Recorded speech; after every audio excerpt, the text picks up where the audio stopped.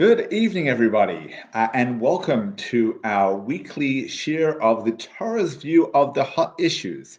So last week, Scotland banned smacking children. It is no longer permissible to apply any form of corporal punishment to your children. It is considered assault.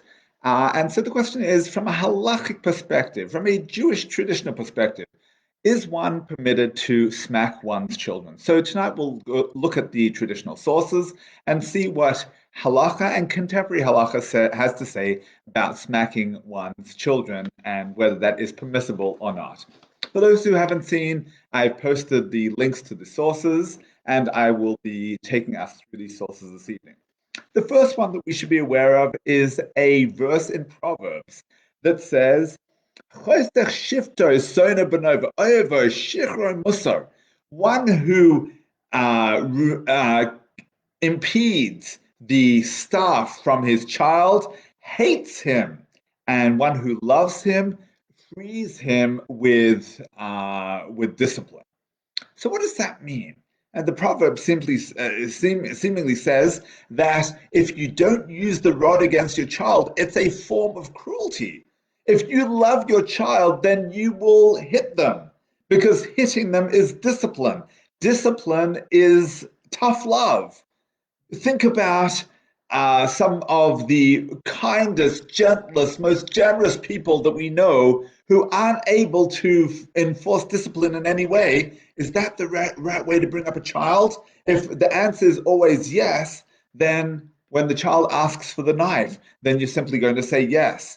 But when the child is running across the busy street in traffic and you race out in front of them and give them a smack and say, don't do that, they will remember that smack. They will not run out in the traffic right again. And so if that's the case, discipline is a good thing. And so that's what Shlomo Melech, King Solomon, says to us in that verse. One who withholds the staff, one who holds back on disciplining their child, ultimately doesn't have love for their child. It's the tough love that is going to make the child a decent and good human being. All right, so that's the first idea. Let's see what we can do with that. Says the Gemara in Moed Cotton 17a. Amset de Rebbe, the maidservant in the house of Rebbe, Chaziselo Gavra, saw a certain person to have a machalivnei godol, who was hitting his adult child. Now, adult obviously means anything above the age of bar mitzvah. Amra, she said, Levehu Gavra b'shamta, let that man be excommunicated. Because he has just transgressed the prohibition against placing a stumbling block before the blind. Tanya, for its we learned, the verse is talking about one who strikes their adult child. Why is it considered placing a stumbling block before the blind if you smite your adult child? Says Rashi, because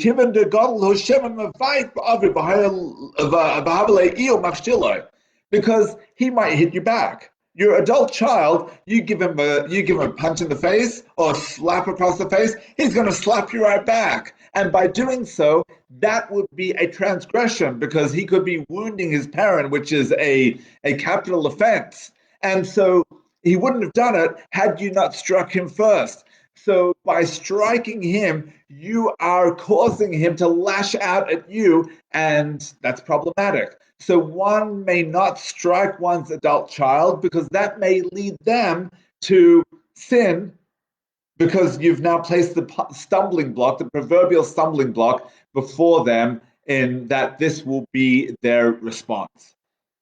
Says the Ritva, also a medieval commentary, he says it's not only your adult child. When it says that we shouldn't strike an adult child, it means really any child that might respond or react in the same way as an equal. What does he say? Pirish meaning af bazer kosim medaber. Even with this, the verse refers. Even though you intend to discipline your child, v'nirim dvarim delay godel mamish, and it would appear that we're not only talking about specifically an adult child, mean to say above the age of bar mitzvah. Ela hakol lefi tivo, but it all comes down to the nature of the child. Sheyesh lochosh sheyasrim kenegdo b'dibur b'masav, because if in any case where we would be concerned that I would discipline them or warn them in such a way using harsh words or harsh actions, yeah,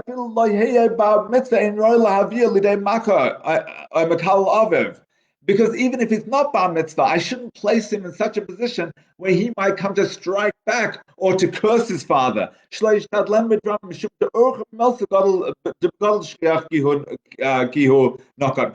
only reason we're told that this applies to an adult child is because it's more prevalent that an adult child may strike back. But if you know that your minor child, your child will hit you back, that your 5-year-old will hit you back if you hit them, then the Gemara says you're not allowed to hit them. Since they're not allowed to hit you, you would be the cause of them striking you, and that's a sin that you're causing them to commit. So although strictly speaking, striking them might not be problematic, if you know that it will cause them to strike you, or maybe even, according to contemporary psychology, that by striking them, if this is true, you would be causing a streak of violence within them. In other words, they will lash out at others and know to use their hands and fists. If that's the case, you're causing them to sin by striking them, and that would be problematic, and that would cause you to be excommunicated, according to this piece of the Talmud. All right, so that's the second thing we have. So firstly, we said that the Proverbs says that one who doesn't strike one's child, i.e. one who doesn't discipline one's child, he despises his child. It's an act of love to strike your child. Then we said that that's only true if you know that the child won't strike you back, because if the child will strike you back, then by striking them, you're causing them to sin. And theoretically, we said that that applies to an adult child. And then the Ritva says that that applies to any child who you fear might strike you back.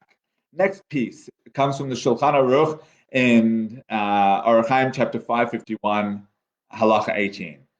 Tzarich lizarm yudzayin b'tamuz ad Tisha B'av shloi leilech yechidi medal sha'os ad tes sha'os. Right, during a certain time of the year, during the time of great tragedy between the siege on Jerusalem and the destruction of the temple, the 17th of Tammuz and the 9th of Av, during that time, it's a bad time. We have bad mazel. Bad things happen. Historically, bad things have happened to us, whether it was the expulsion from Spain, whether it was certain events leading up to the Holocaust. Bad things have happened during this period of the year. And so historically or traditionally, we have avoided getting into situations that might cause chaos and havoc and harm in our lives. So he says that one shouldn't walk alone at certain hours of the day, mishum shibahem ketev meriri sholet, because there's a certain demon, certain bad spirits that roam during that time.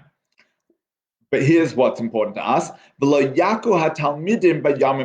During these 3 weeks, one should avoid striking one's students. When we say don't strike your students, don't strike your children either.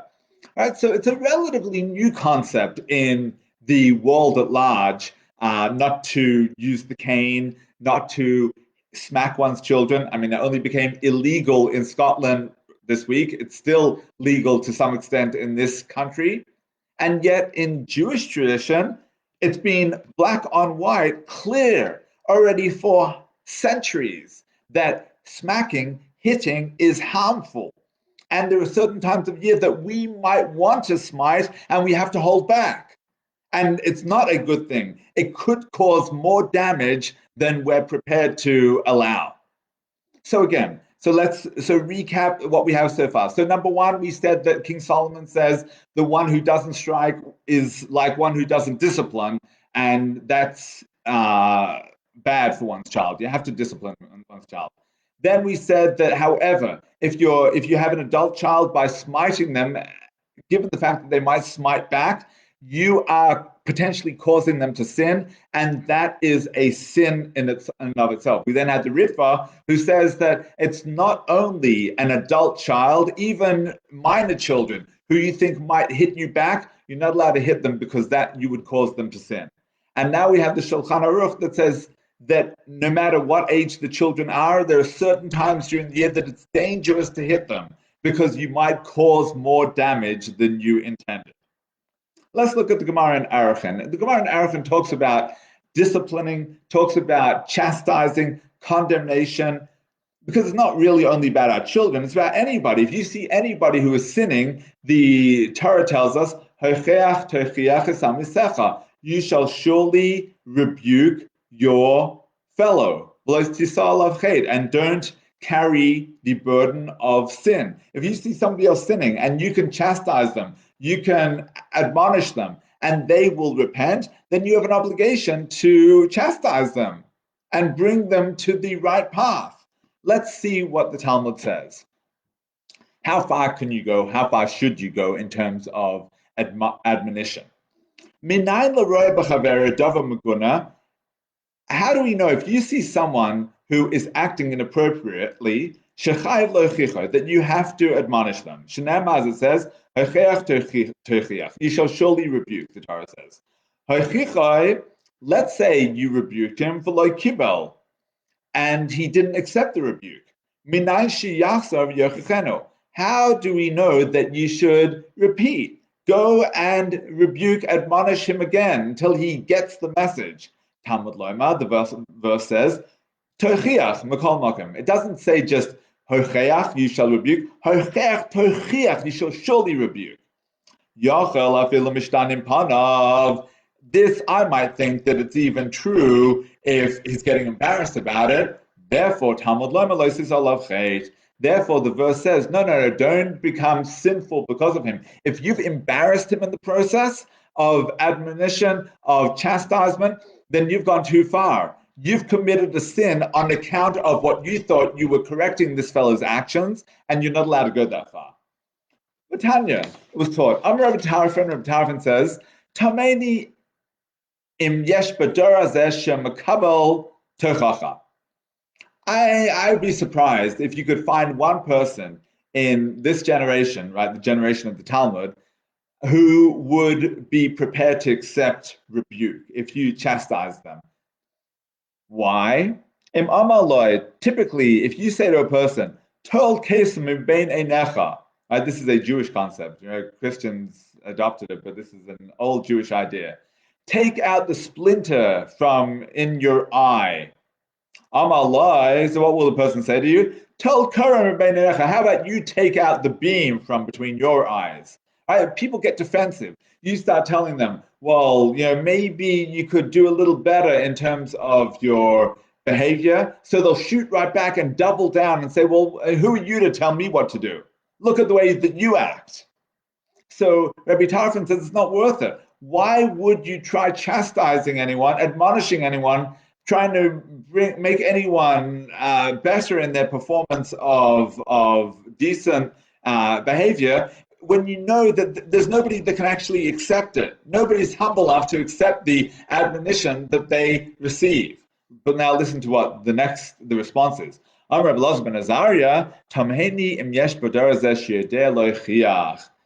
problem isn't that there isn't anyone who knows how to accept admonishment. The problem is there's nobody who knows how to give the rebuke, the chastisement, the admonishment in the right way. Mean to say that the only way to do it is out of pure love, out of pure selfless love. And when most people chastise, they chastise from a place of despising the other, being jealous of the other. It's not really words, dvarim hayotzim el halev, words that come from the heart, which would be nichnasim el halev, that would enter the heart. Rather, they're doing it because they want to niggle at the other person, they want to get at the other person. They're not really doing it for the right reasons. So Rebbe Elazar ben Azariah says, I don't think there's anyone in this generation who truly knows how to give admonishment in the right way that will truly rectify the other person's actions. In other words, better not to say anything than to say something the wrong way and get the wrong results. So now that we've read that, I think it's very important that we take this into account when we think about how we discipline our children. King Solomon said that the parent that doesn't discipline their children with the staff doesn't truly love their children. But the problem is, all too often, that parent or that teacher, whoever it is, will take that staff and strike without thinking. Strike because of their own emotions, not because they are doing it for the true love of this child. But Shlomo Wolbe says, and one of the great parenting experts of the Torah world of the contemporary generation, he says that most people don't know how to chastise anymore, how to truly give the right admonition with the stick, and so one shouldn't use one stick, one shouldn't use one's hand, one shouldn't use any form of corporal punishment. Right? Long before Scotland forbade it, it was considered improper behavior because one doesn't know how to chastise properly. Let's see the next Gemara. The Gemara in Shabbos says, Rabbi Shimon ben Loza Omer Mishum Chilfa bar Igra, she'amar Mishum Rabbi Yochanan ben Nuri. Hamakareh begodov b'chamasai, one who tears his clothing because he's so angry. V'mashaber kelav b'chamasai, or one who breaks his dishes in his anger. V'mafazah ma'osa b'chamasai, or one who spends his money without any seichel, without any thought to it, because he's just so angry and so careless. That person should be considered like an idolater, an idol worshipper. Because this is how the evil inclination works. Today he tells you, you know what? Just to get it out of your system, just go tear your clothes. The next day he tells him, you know what? You can do a little more damage. Until he tells him, you know what, just do more damage until you worship your idols. And that person goes and serves idols. You know, there's a phenomenon nowadays of a anger room where you go, you can actually rent these rooms where you take a baseball bat and they give you utensils, vases, plates, and you go smashing things to get it out of your system. Right? That's antithetical to Judaism. That doesn't achieve anything. It doesn't get it out of your system. It only serves to empower the inner tempter, your Yetzer Hara. It makes you even angrier, makes you feel that, yes, I'm in power and I can break things because I have dominion over this property. It's that same power. It's that same feeling of anger that often causes a parent, God forbid, to strike a child. And if you're striking that child out of anger, then it's idolatry. Because when a child acts out of line, yes, they have to be disciplined, but maybe it's a message from God that you need to be patient. You need to learn patience. I had a Rosh Yeshiva once who, if one of these Yeshiva Bachrim would act out of line, never happened to me, parenthetically, but if a Yeshiva Bachur would act out of line, he would call him into his office and he would tell him, I want you to reappear here in 24 hours' time. And he would leave the office and he would come back 24 hours' time.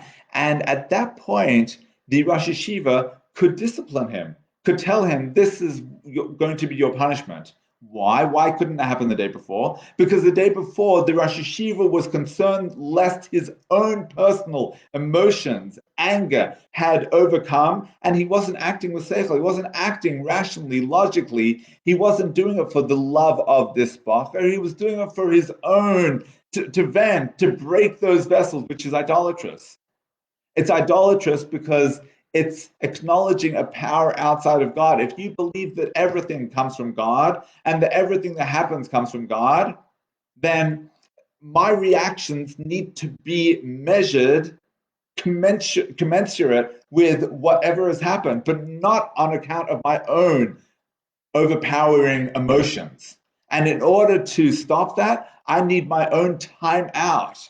And so this idea of time out that is popular today has always been a Jewish concept, a concept of a cooling off period where you straighten your own thoughts, give it your own clarity, until you can say, yes, I'm doing this completely for the right reasons. So now let's come back and let's recap. We had Solomon, King Solomon, who says, one who doesn't strike one's child doesn't love one's child. So what's important to note is that many of the commentators throughout the centuries have understood what King Solomon said, not literally one who doesn't strike one's child. Strike one's child even with words. One who doesn't discipline one's child doesn't love one's child. Doesn't mean that you have to use corporal punishment. Discipline can be, the right way to discipline is to cajole them with words, is to tell your child, "Sepasnisht, this, you're better than this. You shouldn't be acting like this. You're a child of the Supreme King of Kings, the Holy One, blessed be He. This is not the way a prince acts. You are so much greater than this. If you can bring out the best in your child, that's true discipline. That's true love for your child."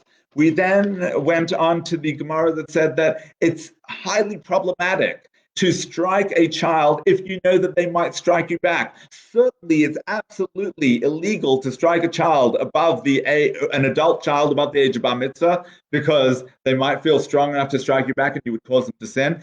But the Ritva says even below the age of bar mitzvah, if you have any inkling that they might hit back, then that is problematic. Or any inkling, I might add, that they might go on to engage in other acts of violence because they see that violence is okay, then that's problematic and that's forbidden, and then you are by no means allowed to touch them in any way. We then said that Shulchan Aruch says that at certain times of the year, it's highly dangerous to smite your child. So if it's dangerous at certain times of the year to smite your child, then presumably it's dangerous at any time of the year to smite your child. It's just at certain times we go the extra mile to avoid any situations of danger. We then had the Gemara in Arachin that says that most people don't even know how to discipline. Most people don't know how to chastise. And if we don't even know how to discipline and chastise and admonish when it comes to our words, how much more so when it comes to our actions? Now, why is it that we act inappropriately with our actions? We finally had the Gemara in Shabbos that says most of the time when we act out of our own emotions. Our own emotional state takes over. We're not doing it rationally. We're not truly loving our child. We're acting on account of our own anger. If we would put our own anger aside, if we would give ourselves a time out, would we really still feel that compelled to lash out at the child? I would suggest that we probably would not. That being the case, contemporary halachic authorities almost across the board say that striking a child today is absolutely forbidden.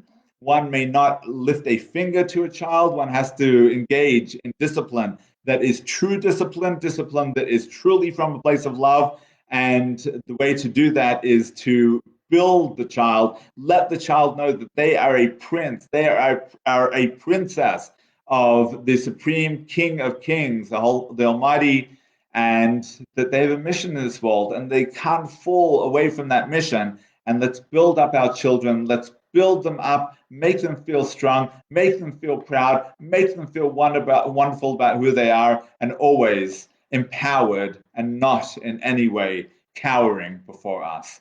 Wishing everybody a healthy and safe evening.